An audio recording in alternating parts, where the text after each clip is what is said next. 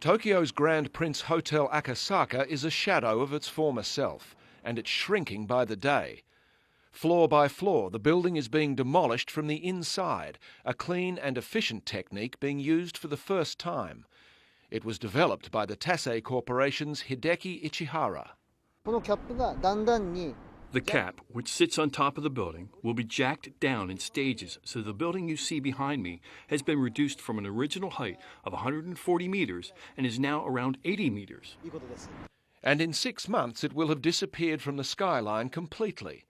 From the outside, the demolition is barely noticeable, but inside it's a hive of activity. Heavy machinery on the top floor destroys beams, columns and most of the floor itself before temporary jacks underneath bring the debris down one level. An interior crane then lowers the debris to the ground, a process that generates electricity for other equipment at the same time.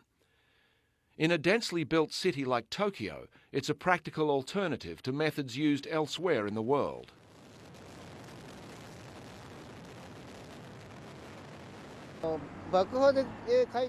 You can only use explosives to collapse a building under the condition that there are no other buildings around.